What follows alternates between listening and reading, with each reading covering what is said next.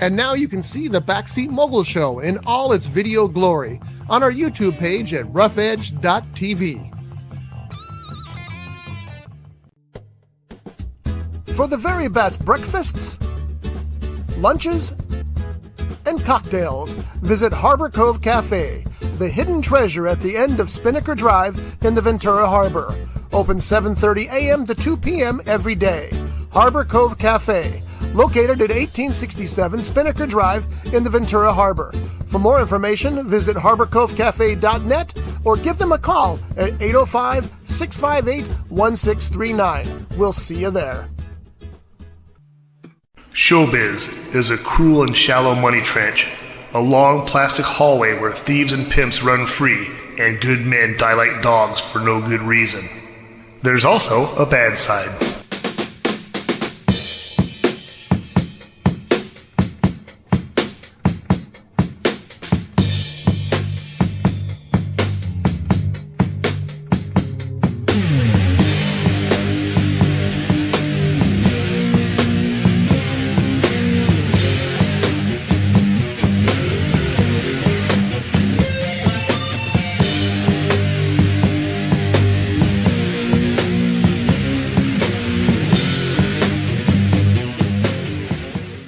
This is the Backseat Mogul Show live here on Rough Edge FM. I am R. Scott Bolton. I am the Backseat Mogul, and this is the show where we talk about show business.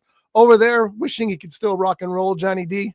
Good morning, Scotty B. When you do that, you look more like you're having a seizure than you're rocking out. Just want you to know that, it's a little terrifying. I've actually reached for the phone to call 911 when you're rocking out to slam out. It's a little odd. Oh, well, you should. You should. I wished I had video of the day they called the EMTs on me at the Y.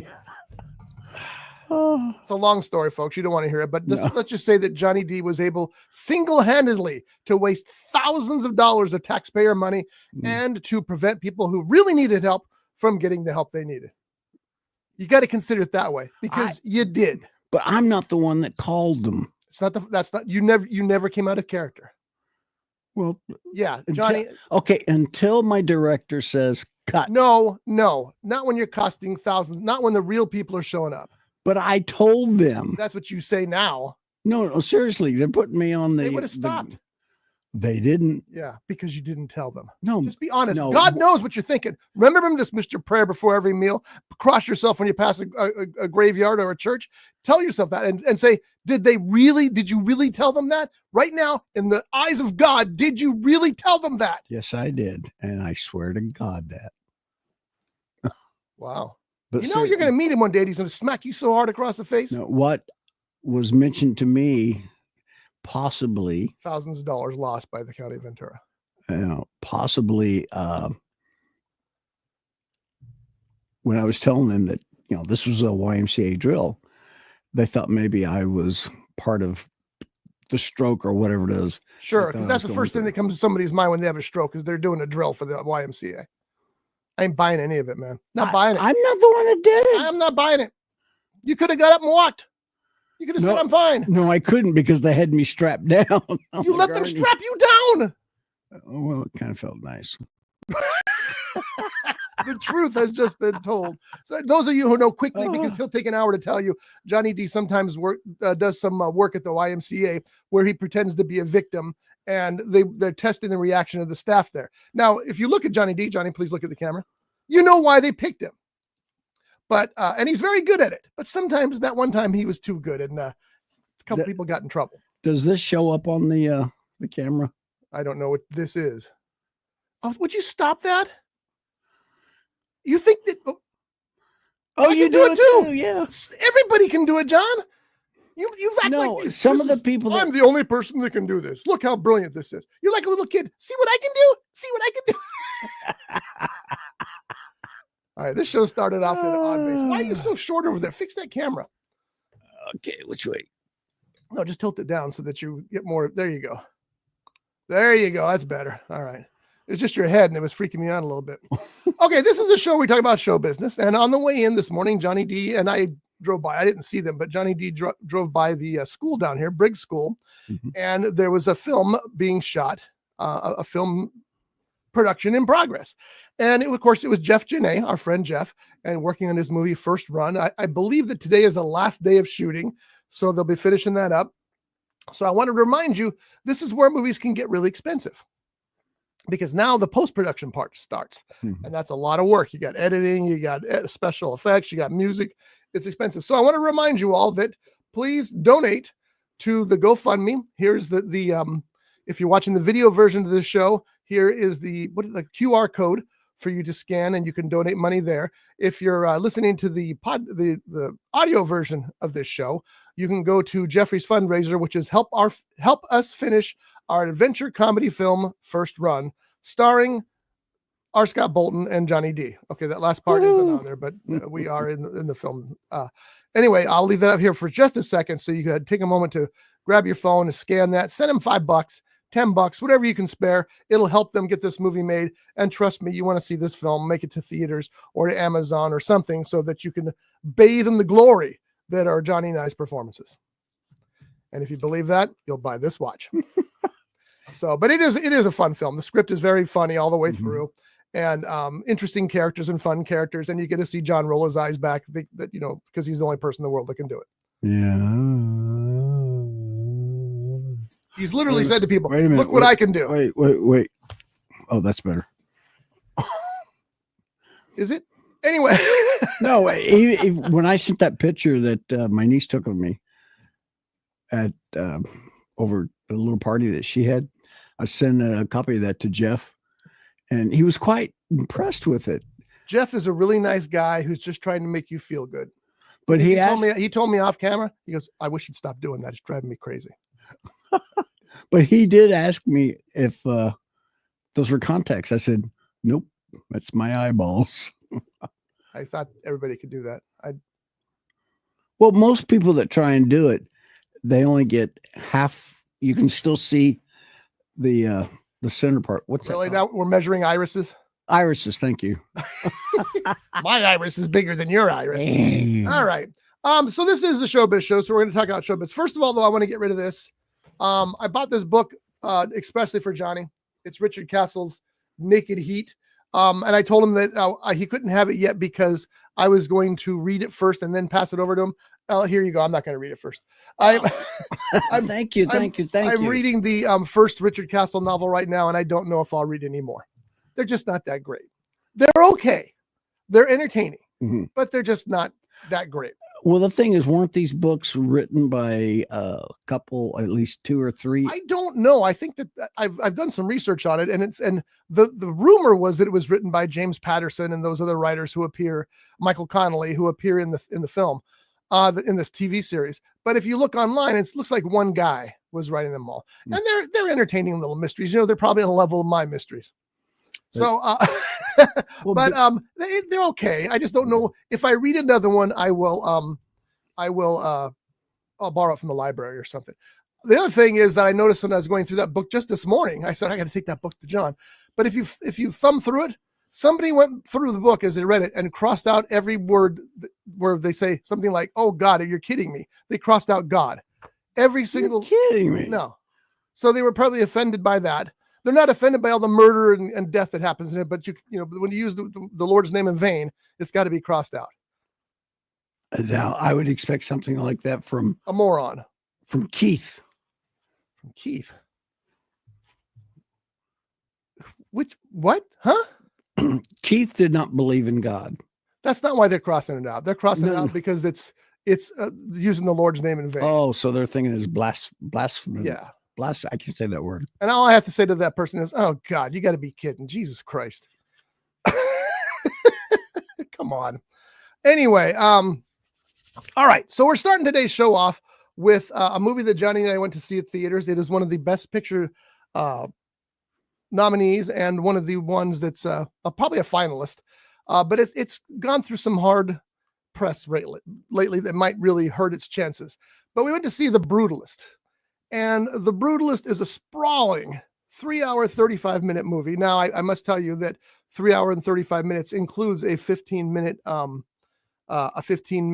intermission. So, and Johnny, how glad were you for that intermission? Oh yeah. The Brutalist is a $10 million picture. Would you imagine that, Johnny? That movie cost $10 million. Really? $10 million. That's all? That's all. For a 3.5 hour sprawling special effects laden, and not the special effects that I'm like ray guns and stuff. Let me tell you the story. The story is about a World War II era architect who's was it Poland? I know it's European, no, but it wasn't Poland. It wasn't German.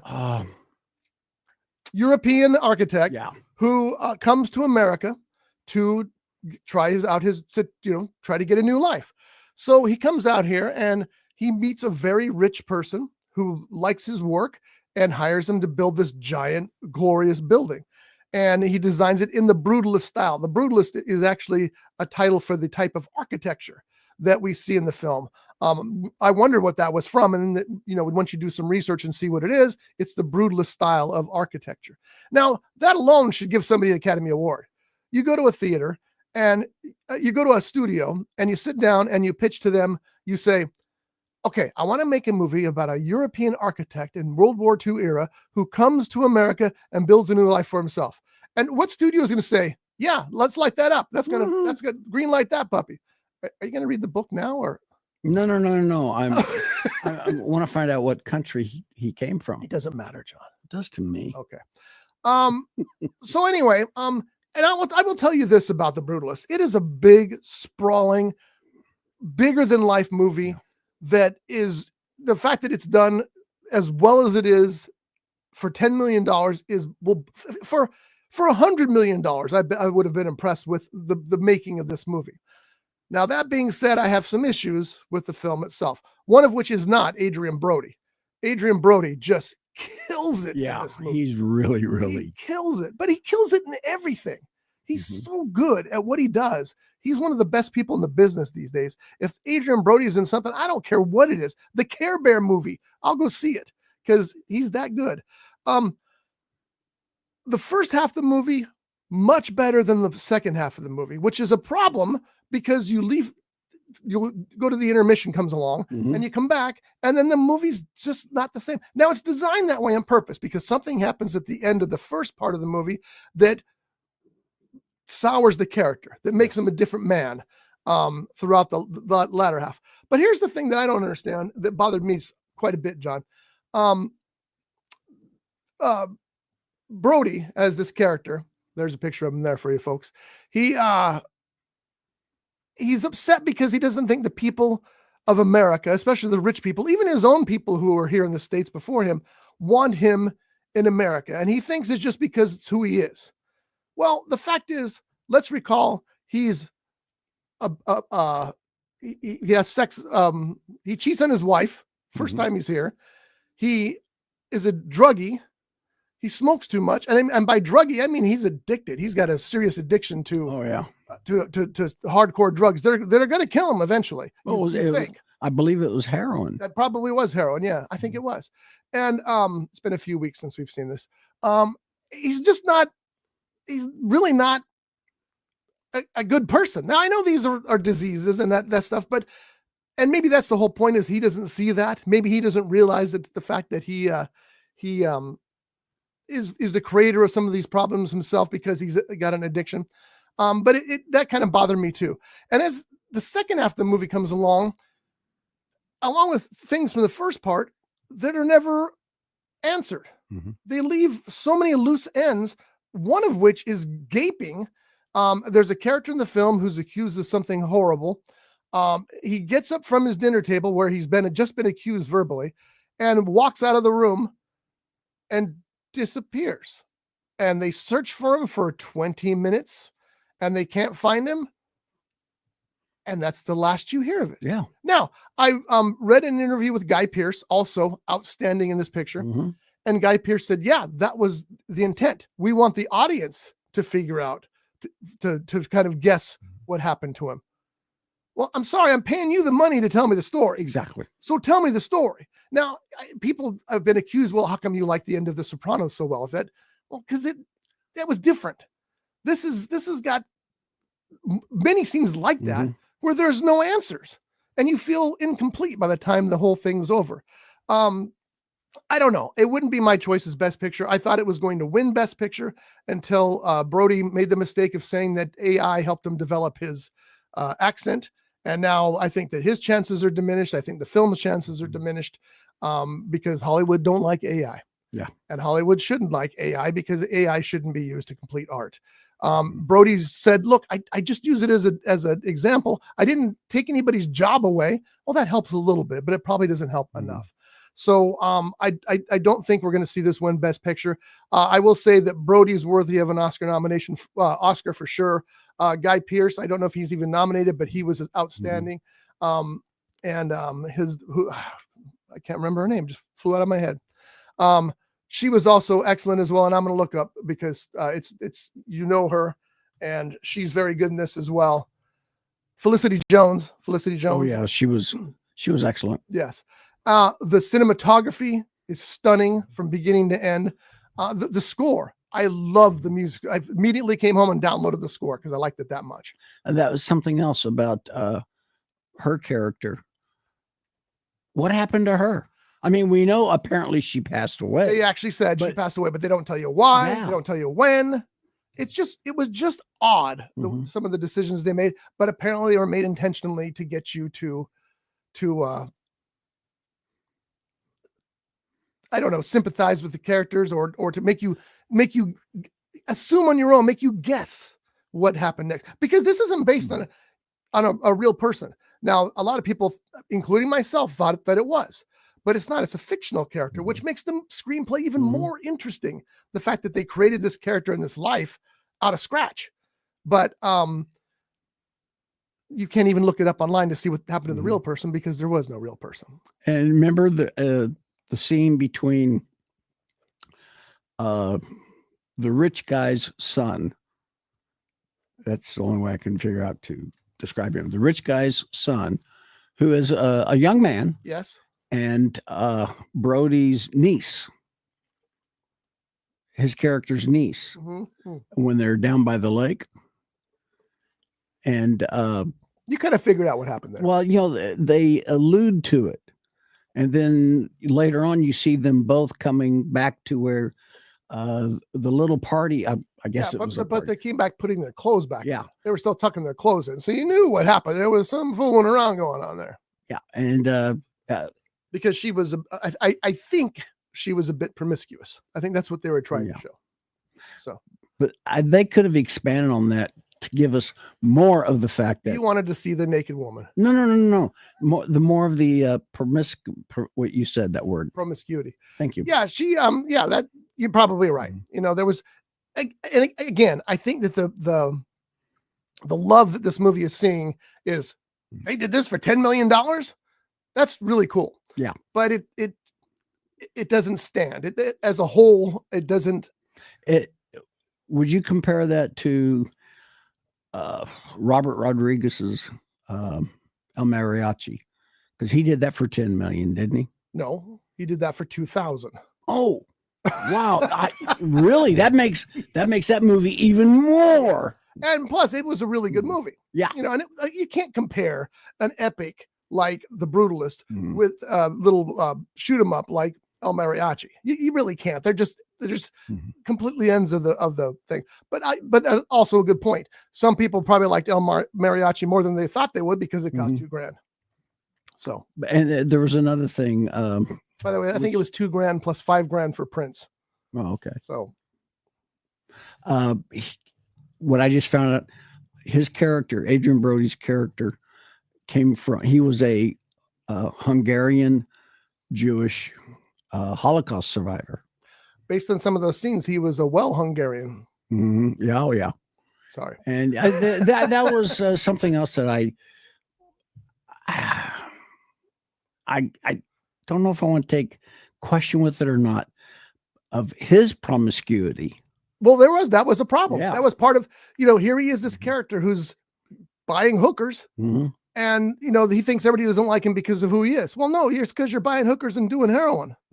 And I think that if I remember correctly, because I didn't read it here, but if I remember correctly, I thought he had explained why his nose was the way it was. Yeah, it was broken at some point. when he was on the boat Yes. coming over here. Yeah. And then that's how he became addicted to the heroin from the well, again, pain reliever. That's what I said earlier. I understand that these are diseases, but you still look at people, you know, in a certain light when they're addicted to heroin, especially. So, you know, heroin was the only drug that Lemmy wouldn't take. Said he killed too many of his friends. He wasn't going to touch it. So everything else. Oh yeah, I was on. He took it. But you ever done heroin? Just twice. Oh, okay. Well, I got you beat. No, I haven't done heroin. Me neither. If Lemmy ain't doing it, I sure ain't doing it. No, I think the hardest thing that I ever took, and yes, I'm going to admit this over the radio. Not the radio, it's a podcast and a TV show. That too. Yeah. Anyway, admit it over the podcast. Okay. This happened years ago, like back in the early 90s. I snorted cocaine once. Didn't like it? Well, technically twice, because I had no idea how to do it. I did. I had the straw up to my nose, and I went, and it just flew all over the place. And everybody started laughing. Then they fixed me another line, and I did it right. And did I get addicted to it? No. Did I do it again? No. Was I up for a couple of days? Yes. But did you not like it? Is that why you didn't go back to it? Or I guess, you know, I tried it simply because somebody I was there with did it. And I guess I bowed to peer pressure. See, that'll kill you every time. Yeah. And I said, yeah, I'm not going to, that's just not for me. You know, my cocaine story. Shelley and I were down at the Greek Theater seeing Adam and the Ants. Yes, we saw Adam and the Ants. And this couple in front of us, the guy opened up a mirror, little compact, and on the compact, he made a couple of lines, and he was trying to pass it over to his girlfriend so she could snort it. Well, Shelley, not very happy about that, leaned over between him and went, and blew it all off the mirror. The guy was all freaking. He thought it was the wind, because probably he shouldn't have had any more anyway. But it's like, what are you doing, Shelley? That's a true story, folks. But yeah, I admit that. So anyway, the Brutalist, Adrian Brody, incredible. If he wins, I'll be very happy. Right now, the person who's probably most happy about the AI thing is Timothy Chalamet, because Timothy Chalamet is now the favorite to win for the Bob Dylan movie. And I would have thought excellent. I would have thought he had it in the bag from the beginning until I started hearing about Brody's performance in the Brutalist and then seeing the Brutalist and going, yeah, that's tough to beat. Yeah. That is tough to beat. All right. As you guys know, I went to Wyoming last week, and that's why there was no show. We were there because we had a death in the family, as we talked about on the show. But Super Bowl Sunday was last Sunday, and me, not a sports guy. I don't care. So, they were having a little Super Bowl party because I was in Wyoming, and they do care in Wyoming about football quite a bit. So I thought, you know what? I'm going to go to the movies. I'm going to go see some. So I looked in the local ads, and I found out that this movie that I've been wanting to see for a long time was playing at the theater there, and it's called Presence. Now, Presence is a movie directed by Steven Soderbergh, one of the best directors in the business. He directed the Ocean's 11 movies and many others, not sex, drugs, and rock and roll. Sex and video. What's the name of that movie? You guys know it. Video, Sex, Tapes, and Lies, or something like that. Many movies. He's a big director. David Koepp wrote the film. David Koepp is one of the best writers in Hollywood. He wrote Jurassic Park and many other films, a lot of work for Steven Spielberg. So you got to be good to work for Steven Spielberg. So that's, I thought I got to see this movie. I knew it was a haunted house story. That's all I knew. But when I got to the theater and the movie started, well, first of all, let me tell you that story. You know how we usually, when John and I go to the movies, I'll pick the seats that are like the second row from the back to the left, because I like to be in the aisle in case I have to get up or do something or escape because somebody's chasing me. So I automatically chose those seats. So I go into the theater, and it's a tiny little theater, and that seat is against the wall. I'm like, well, this kind of sucks. It shows it because there'd be an aisle there, but there's a wall here instead. So I'm waiting and I'm waiting and waiting. When the movie finally starts, the trailers start. Do they have a cartoon? No, they did not. You need to stop asking that. I look around. There's nobody else in the theater but me. So I get up, I move to the dead center of the theater, private screening of the of Presents for R. Scott Bolton. That was very nice of them to set up. So here's the story about the Presents. This family has just had a tragic event with their daughter. Now, their daughter's fine, but she suffered a terrible loss. And so they've moved to this new home. Well, even before they move in, there's a presence in the house. And you know the presence is there because this, if not most of, all of this movie is told from the ghost's point of view. So the ghost is flying through the house at all times, and he'll come across the family discussing something, or he'll come across the girl crying because of her loss, or she'll come across the brother being a jerk because that's what he's good at. And it's fascinating because you get to see everything from the ghost's point of view. And what makes this movie so good is it's really a family drama. It's a tale about this family trying to come to terms with what they're having to deal with the loss and with their own. It reminded me a little bit of a family from Ordinary People, because the mother really only loves one of the children. She doesn't like the girl so much, but she super loves her son. And the father's having trouble with that because he's reminding her, you have 2 kids. You know, you need to take care of both kids, especially with this tragic loss. So you get this family drama that the ghost is actually spying on. And the ghost is done brilliantly by Steven Soderbergh. The credits do not say Steven Soderbergh did the cinematography, but he did it under an assumed name. He also edited it under an assumed name. They use drones to fly through the house. So there's this real ethereal smooth of the ghost flying around the house. Fascinating. Now, a lot of people don't like this movie because they say it's boring. Well, because you're going to this horror movie that ends up not being a Freddy Krueger or a poltergeist. It ends up being a family drama with this ghost spying on these people's, and spying is the wrong word. He's just witnessing these people's experiences and their troubles and what have you. It builds up to a fiery climax that's a little bit scary and solves many of the problems therein. And it has a twist ending that I thought was outstanding. Now, one of the stars in this movie is Lucy Liu, and Lucy Liu is awesome in this movie. Do you remember Ordinary People? I remember the movie. I remember the title, but I don't think I ever saw it. The Robert Redford directed, Donald Sutherland. I never saw that. Mary Tyler Moore. Wow. You've never seen Ordinary People? Well, I don't remember. I may have. Because you haven't. I'm a huge fan of Donald Sutherland's movies. I mean, this man, in my opinion, could do no wrong. He was pretty amazing. Well, anyway, my point on this is that Lucy Liu's character reminds me a lot of Mary Tyler Moore's character in Ordinary People. She's kind of cold. She's kind of she definitely only loves one child. And it's interesting to watch Lucy Liu take on this kind of a role. It's just a fascinating movie that I get it if you think it's a little slow because it's not a horror film as much as it is a family drama film. And I think people miss that point, but I think it was brilliant. I highly recommend The Presence, and not The Presence, just Presence. And it's still in theaters right now. I'm sure it's going to be showing up on streaming services very soon. And I recommend that you give it a shot and check out Presence.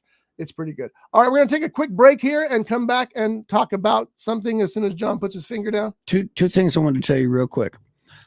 It was Sex, Lies, and Videotape. Thank you. You're welcome. How can that slip out of my mind? And, when we were talking earlier about the book that you brought me, Naked Heat by Richard Castle, under the name Richard Castle was also a few, I don't remember how many, of the Derek Storm. Yes. I have a book that has, I have a book that's called the Heat Compendium, and I thought it had all of the Heat books in it. But there's like 12 Heat books, and there's like 12 Storm books. So it's quite interesting. I did not know there are that many books out there. Yeah, they're okay. And one thing I like about the books is the fact if you happen to know an author, a budding author, someone who's writing books. I said, his first time, check out self-publishing. And if you can get your book self-published, Anybody can get their book self-published. Put it First, you have to write the book. right. Get it on Amazon.com. And speaking of Amazon.com, did you know that Stretch. the R. Scott Bolton books are available on Amazon.com? If you have Amazon Prime, you're going to get free delivery, possibly in the next day or within 3 days. And the latest that's out is Death in the Mogul, which is a great book by R. Scott Bolton. My favorite, as always, has been Dead Dick. These books, what is there, like 12 books out now? My books? Yeah. Only 8. Oh, that was close. The 9th one will be out in March 17th, the week of March 17th. Not sure of the date yet. That's the bowling bag in the back seat. I just finished up the formatting of that last night, and I'm sending it to the publisher today, and we'll see what happens. And I pretty much messed up on that one, didn't I? You did. Yep. And I do apologize. Yep, you failed. I know. Put a big F in your forehead right now. Okay. F right there. Whew. It's a good thing I used the back I only gave you 6 months. I know it, and I do apologize. I've been reading it, and then not reading it. Something else got in my way that I had to take bus? care of. Yes, that I had to take care of, and I do apologize. I do plan on finish reading it. Sure you do. I will. Okay. Anyway, March 17th, week of March 17th, and there's actually still time because I have to get it back from the publisher, and that can take 2 weeks. Oh, okay. I will. I'll start reading some more today. You better get on it. So before we do that, though, let me tell you about my friends at Pele Utu.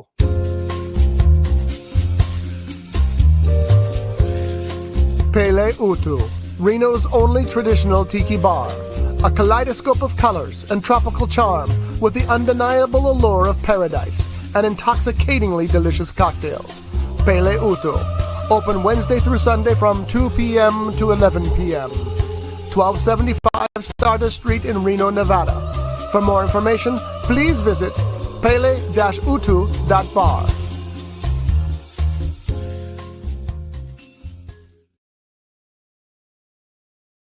Pele Utu.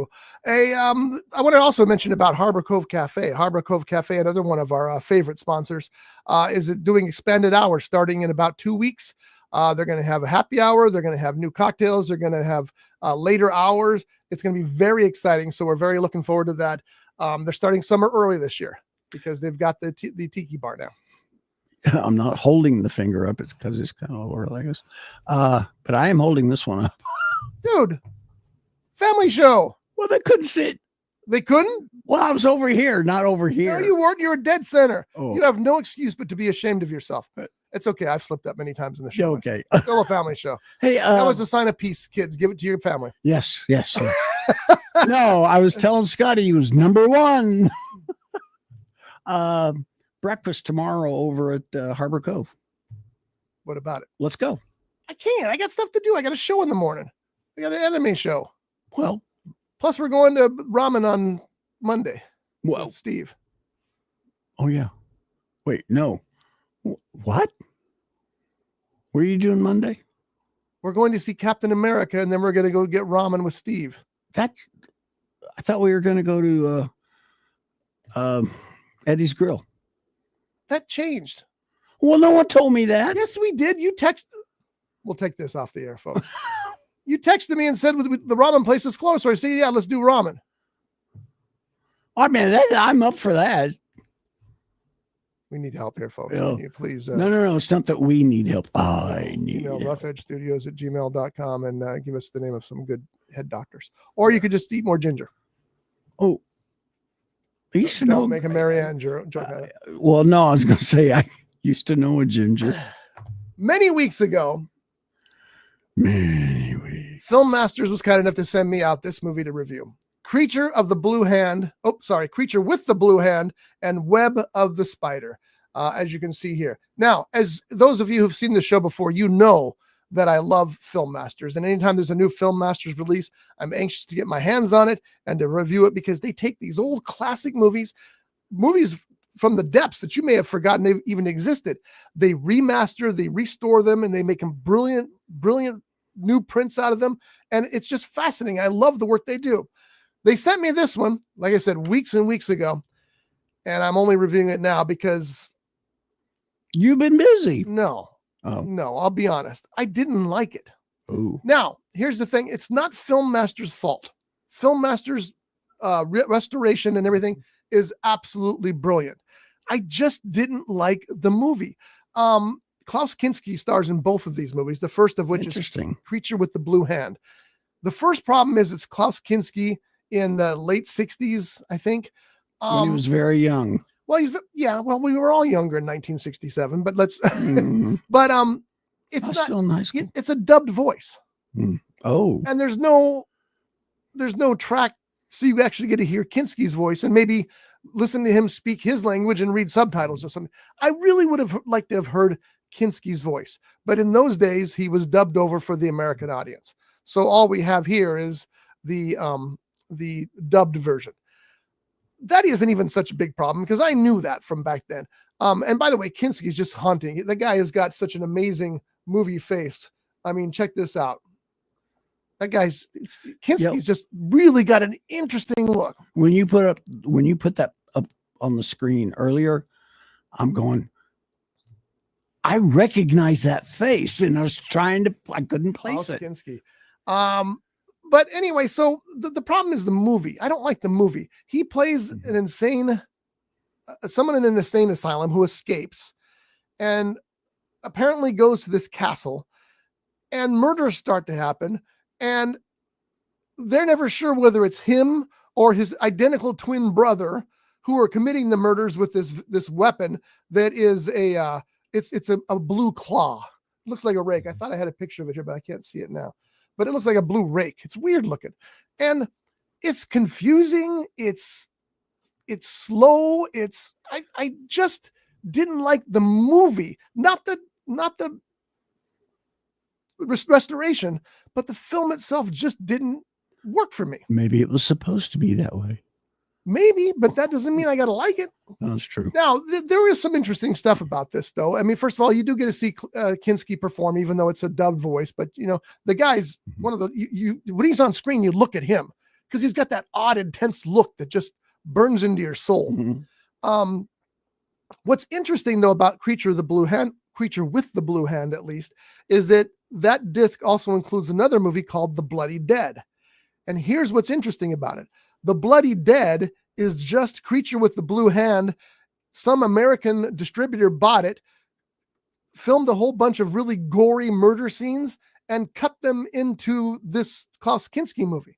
Now, it's really obvious. It's like you're watching a 35 millimeter film and somebody stuck a video section into it. It looks different texture-wise and everything else. But it was actually kind of fascinating to sit there and just watch where they plugged these things in and how they tried to make the movie different, how they tried to sell the movie different, because of course now it's laden with gore. There's no gore except for a couple of scratches in the original version, but Bloody Dead, they're cutting arms off and stuff. It's crazy.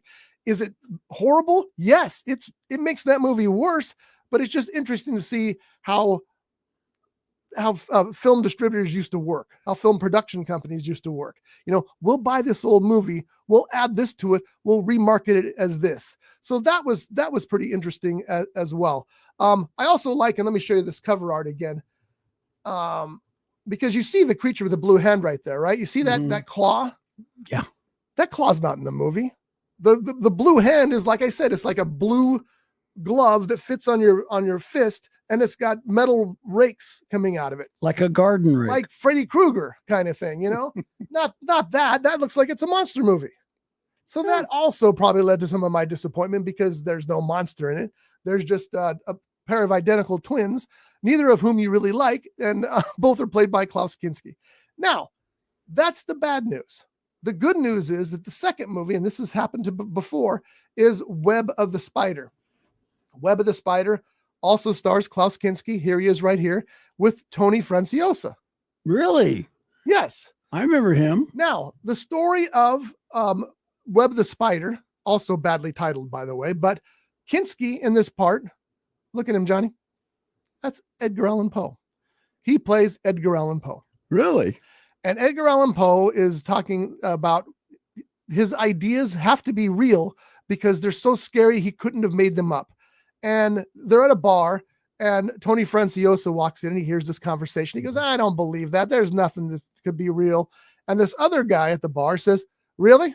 Why don't you come spend the night in my haunted mansion and see if you don't think these things are real?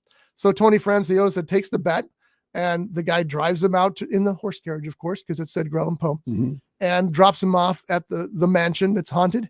He goes inside. Everything seems fine at first, but then this woman appears, and she seduces him. And then another man appears and tells him that the house is full of ghosts. And he actually takes him at one point to a balcony inside the house and looks downward. There's a ball going on. And it reminded me so much of the ball in the Haunted Mansion. It kind of freaked me out a little bit. Haunted Mansion at Disneyland. It really did. It really did. And then Franciosa discovers that there's a murder afoot, and that they need the ghosts there. The reason that they haunt that place and they bring people in is because they need their humans' blood in order to survive another day. So now they want his blood. He's not so willing to give it. It ends stupidly. I mean, the ending is absolutely ridiculous. You just roll your eyes and go, do your eye roll thing. Yeah, that's what you do.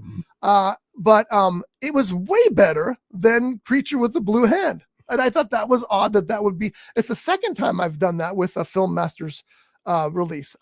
The main feature, but the second feature is like, wow, I'm glad I actually saw that. And again, the print it's a brand new 4K scan, so it's brilliant. It's looked great. And again, I like that second movie more than the first one. So looking more forward to more Film Master stuff. They do just such terrific work.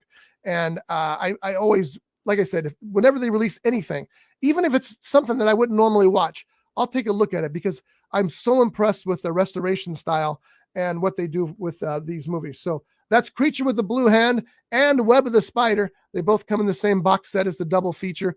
And again, I highly recommend, especially Web of the Spider, which I believe was 1967 there. So anyway, that's that. Tony Franciosa did a lot of television work. He was in a ton.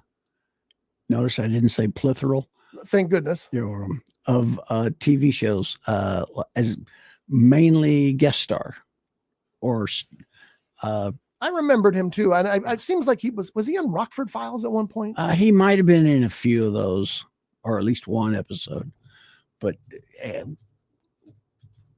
when you hear an actor that passes away that you remember from days gone by, you go, oh man. But yeah, he was good. One of the saddest things that my buddy David Huey told me, and he was 100% right, and it was something that his father had told him, was that you're getting old when your heroes start to die. And I'm not saying Tony Franciosa was a hero of mine, but I was aware of his work before he did pass away, which was in 2006. It's already been almost 20 years.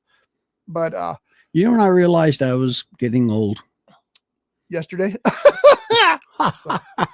Funny man. Do you remember the radio station KRTH, K-Earth 101? Yeah, it's still on. My wife listens to it all the time. It used to be they played rock and roll from the 50s, 60s, mainly 60s. And it was great. I used to listen to it all the time. But then one day I'm listening to K-Earth and they started playing some Led Zeppelin. And I go, oh God, I'm old. Those are the oldies now. It's true. Those are the oldies. But now I think they're mainly doing 70s, 80s, and 90s. Maybe. Not so much of the 60s. My wife likes that radio station a lot. I'm not such a big fan because they're so predictable. Because they play the Ramones a lot. They play I Want to Be Sedated. Oh, I got to start. I got to go back to listen to it. And I swear it's every day at 2:00.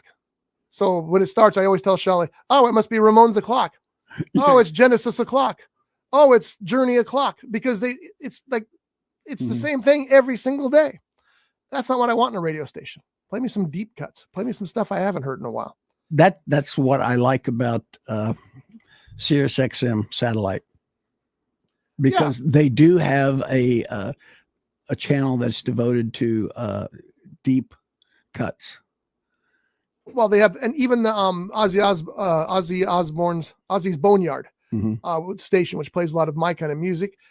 They play a lot of the hits that you know, but every once in a while they pull out something. It's like, wow, I can't believe they found that. Yeah. There's a station in Hawaii that I listen to when we go there, Shaka 103. And Shaka 103 blows my mind at some of the stuff they play. I've got the app on my phone because I listen to them sometimes, because they play all kinds of different music, all kinds of different genres. And they also play a lot of the deep cuts, things that you wouldn't hear anywhere else. So that's good. All right, we're going to do a couple of news items, and then we're going to move on for the week. Captain America Brave New World. Johnny and I are seeing that on Monday. I mean, I think we are. John's got all these plans that didn't say, I don't know what's going on. But they thought it wasn't going to do well because initially it had not great pre-sales. And they were thinking, oh, this might be the end of the Captain America series. We'll see what happens. Well, now it's looking at a $90 million weekend. So it's going to do quite well, as a matter of fact. The reviews have not been hot for it. They say it's the weakest of the Captain America movies and a pretty standard Marvel film. That could be bad news for me because I don't like the standard Marvel films. They feel copy and paste to me. I hope that's not the case here. But I'm looking forward to seeing it. And I'm got a good cast. Glad it's doing well. Like they said, the producer said, I know we're going to do well. We have Harrison Ford as the Red Hulk. So he's right. You know what else? Pretend I said spoiler alert. Of course, everybody knows it anyway. So from the trailers. Are you talking about what I just said? Yeah. Yeah. If you don't know that, you haven't been watching any TV or interviews or anything. It's all over the place. Yeah. Harrison Ford, Red Hulk. Well, we might have a few of those listeners. Well, now they know. Yeah. So we woke their eyes up. But I like that. There's one scene to go. Somebody says something like, I thought they were green. Yeah. I'm interested to see how they carry that story through and if it sticks true to the comic books, because the Hulk's my favorite Marvel character. When he beats up Loki in that, oh God, that was so funny. Puny God. And you hear Loki go, Josh, my son told me that before I'd seen it, he goes, Dad, there's one scene that's going to knock you to the floor. I said, okay. It knocked me to the floor. I just high-eyed with laughter. It was so funny. In other news, and this blows my mind because I thought this was one of those things. One of the problems with social media is there's people out there, and I don't know who you are, but I'm going to say if it's you, you're a jerk. And they create fake movie posters. They create fake news stories. They create fake photos, and they tell you, oh, Jaws 5 is coming out, and everybody gets all excited because Jaws 5 is coming out, and it's not. It's a bunch of crap. They just made the story up, and it happens over and over and over. And I'm like, okay, enough of this. That's again, still hovering over whether I keep any social media or not. That being said, I saw this in social media. I did not believe it was true. Apparently, it is true. Steven Spielberg and Chris Columbus are working on Goonies 2. Oh, that'll be. It's apparently official. I'm looking at it here on the Internet Movie Database. See, I got too excited. Warner Brothers has tapped Patsy Pansiroli to write the forthcoming sequel. Steven Spielberg and Chris Columbus will return to produce the film with Christy McCaskill-Krieger and Holly Barrio for Amblin Entertainment. Lauren Schuler-Donner will be executive producer. No director has been attached just yet. The original was based on Steven Spielberg's original story. So, Spielberg's going to have something to do with the writing. You know what I've forgotten? I was reading about AI last night, the artificial intelligence movie that Steven Spielberg did. He wrote that movie too. I thoroughly enjoyed that movie. I need to see it again because I've been reading the interviews that I read. I learned some things about it I didn't know because I didn't really care for it the first time I saw it. But it's Steven Spielberg, so I actually bought it. I got it. It was $13 on Amazon for a Blu-ray, so I'll watch it here. Who was the original director who passed away? That was Stanley Kubrick. Yes. Stanley Kubrick. And apparently, Stanley Kubrick never intended to direct it.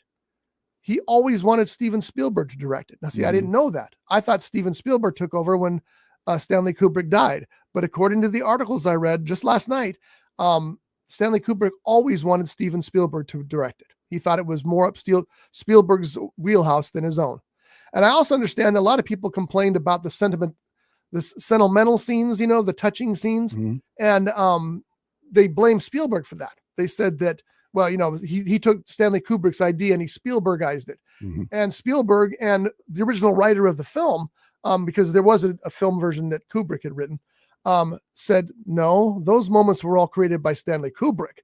Spielberg only kept them in honor of Kubrick. So it was like, it wasn't the schmaltzy stuff that sometimes Steven Spielberg gets a hard time about that he created. It was actually Kubrick created. So that's why I need to see that movie again. So he was directing in the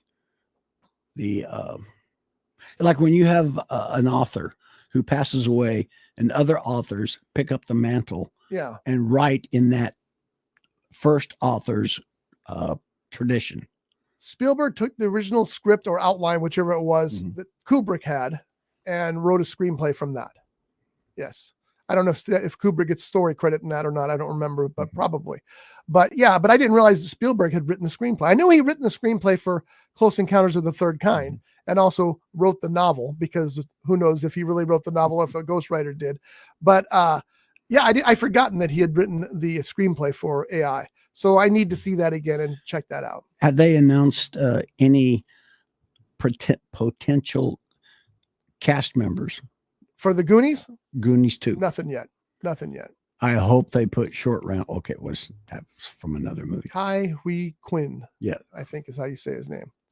But I'm always wrong, so don't pay any attention to me. That would be so. Do you know anything about the movie? Have they released any story? Oh no, that's going to be kept secret till the end. But just the fact that they've got Columbus on it, they've got Spielberg on it, they've got a screenplay in the works. It's going to happen. Goonies 2 is actually going to happen, and that blows my mind because I thought that ship had sailed. No pun intended. But yeah, that's actually, I think that's very interesting. So now I got to go back and watch the Goonies again, and I'm okay with that. I don't mind watching the Goonies again anytime. And then Spielberg has this big sprawling science fiction movie that he's working on that is top secret. He's not telling anybody what it's about and what's going on in it. But we do know that, according to Julie here at the House of Magic, that last night's headliner, Doug Coleman, who does magic and is a stuntman, he is apparently working on the film with Spielberg. So I'm, anything in my mind, Steven Spielberg is the greatest filmmaker of all time, and I will defend him to the day I die. And I'm very excited about him. He's been doing these little movies, like West Side Story. I guess that's not really little, but and then The Fabelmans, which was, it could have been anybody. It was just a little biopic, but it was freaking brilliant all the way through. Especially David Lynch as John Ford. Oh man, that was incredible. All that being said, I'm looking forward to that, and I'm really stunned that Goonies 2 is actually going to happen. Weird, but true. All right, folks, that's it for this week. We are out of here. I guess it's not that for this week because John's got his hand up again. What you watching? Nothing. I just got back from. Oh, I will tell you, I'm watching Paradise, and Paradise just keeps getting better. Which Paradise? The new one with Sterling Brown. Oh, we talked about it last week or last time we were here. Could be. Because there's another TV series that has Paradise in its title. Yes, there are, but this is Paradise. It's right here. It's on Hulu, and it's about a Secret Service agent who protects the president, and the president don't make it. And the twists and turns in this show are absolutely mind-blowing. The last episode didn't have so much of a twist or a turn as it did a big promise of what's to come. It is, for my money right now, it's the best show on television. I'm really enjoying Paradise. I thought maybe you were talking about a guy's got 2 pair of dice and he's playing craps. A pair of dice would be a pair of dies. Well, that too. All right. I know you asked that question because you want to mention something. So mention it quick and then shut up. I watched Free Guy, which was utterly entertaining. Oh, it was so fun to watch. It is. It's very much fun. Ryan Reynolds is terrific, and all the guest stars. Yeah. And I guess we're going to talk about this next one next week because time constraints for today. Well, I haven't seen it all yet. Okay, but can I mention it? Yeah. Okay, it's the story Saturday Night, and it's about the very first episode of Saturday Night Live, which I believe it was originally listed as live It's Saturday night. Okay. And somehow it got changed around to Saturday Night Live, and people know it also as SNL. It's so funny because the people who were involved, the people who are still alive, who were at that first episode, a lot of them say, yeah, that's exactly what happened. And the other ones say, no, it's not even close to what happened. So I guess we'll never really know. Yeah. But I'm looking forward to that. I started it, but I haven't had a chance to finish it yet because Mai Tais. And so I will tell you this, the actors who play these real people, some of them were, in my opinion, spot on from what I remember from the 70s, because I used to watch that show all the time. The guy who plays Chevy Chase, I thought nailed it. And he doesn't look like Chevy a lot, but he gets enough in there to do it. But and the same thing about the guy who plays John Belushi. I haven't seen much Belushi yet, so. Oh, you will. Yeah, well, of course you will. Belushi was... Oh, he was one of a kind. Yes, he was. He really was. All right, folks, we'll see you next week. Thanks for listening to the Backseat Mogul Show. Thanks for watching the Backseat Mogul Show, especially with these mugs. We truly do appreciate it. And we'll be back next week to talk more about what's going on in show business. I know there was a lot today, but I hope I gave you some ideas of what to do as far as entertainment-wise.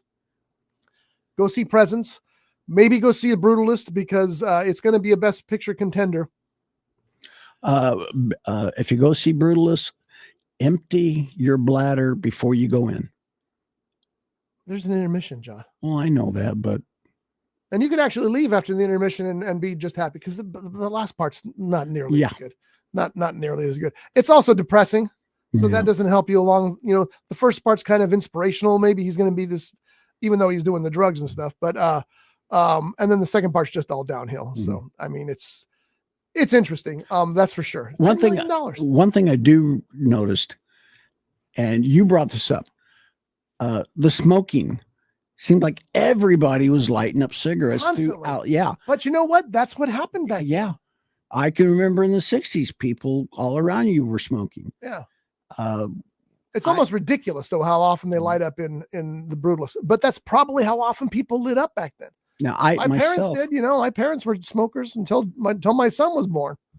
I didn't start smoking till I moved to California, and that was 72.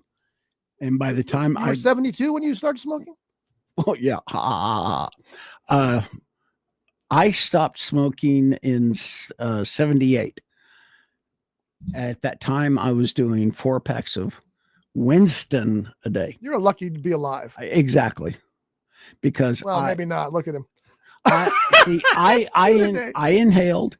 As a matter of fact, I also smoked pipe and cigar, and I inhaled those too. Well, you're right. I am lucky that I have reached 72. Listen, there are people who've never smoked a single cigarette in their life who die of lung cancer. That's true. And there are people who have smoked 5 packs a day and don't get lung cancer. That's true too. It's just luck of the draw, and luck is bad luck in this case. But yeah, it's just what it is. And I know it's like Mad Men. Mad Men, they smoke constantly too, and that was the tobacco. This, I don't know who it is, the government, whoever it is. They don't want you to glamorize smoking in movies and television. And I get that. I really do. But the fact of the matter is, if a character smokes or it's a scene from a certain era, you have to depict it or it doesn't feel real. And it was almost too much in The Brutalist because it seems like they lit up a cigarette every time they changed angles. It was wild, but it's probably how it was back then. So I just never understood smoking. I never smoked at all. Did your parents smoke? Oh, yeah. I know your brother did. I just told you that they smoked until Josh was born. Oh, and the day that my son was born, my mom stopped cold turkey. My dad had already stopped smoking because he didn't like it. And my mom stopped cold turkey the day that Josh was born. Do you remember what she smoked? Well, when she found out he was pregnant. Virginia Slims. Really? As far as I remember. I remember my mom smoking, I believe it was Viceroys. I'm sorry. It was Kent. They always smoked Kent. I remember Kent's. Yeah. I think my mom smoked Viceroys and she quit. And my father, he smoked Winston. And that's why I smoked Winston, because I always used to bum his and I started buying my own. And I just don't understand. Yeah, and I credit this, and I don't know really if this had anything to do with it or not, but when I was a first grader, they had a symposium about tobacco. And it was just that you wandered through the cafeteria and they had these displays up. Well, one of the displays had a picture of American Indian, and the way that they smoked, according to this picture. And all they would do is take the tobacco leaf, light it in fire, and then inhale the smoke. And I thought, why would anybody do that? It's just so bizarre to me, because that's all cigarettes are. They just happen to be in paint. Yeah. And I think I really do credit that for keeping me away from cigarettes all these years. Well, if only I'd seen an American Indian drinking booze in a weird way, I wouldn't be drinking booze today. Or you would have joined him. Yeah, that's true too. All right, folks, we'll see you next week. Thanks again for everything. And, like us, subscribe to us, do something for us. If it doesn't really affect you, but it makes us look cool. That's all we're asking. So we'll see you next week. Hey, bye. Enjoy and go to your movies. Go to your local mom and pop theaters. I will try to watch Body of Evidence this week. Okay. Because we talked about that several weeks ago. You've already rewatched it. Yeah. And I'm going to rewatch it, and then we'll talk about that. And we'll save my opinion until yes, we will. Next time. We want to have the discussion because I have a feeling it's going to be much better than I remember. Bye-bye. Bye. Brought to you by The Grape, Ventura County's premier jazz venue and cocktail lounge, located at 2733 East Main Street in Ventura. For menu and music schedule, visit them online at thegrape.club. This has been a Rough Edge Studios production.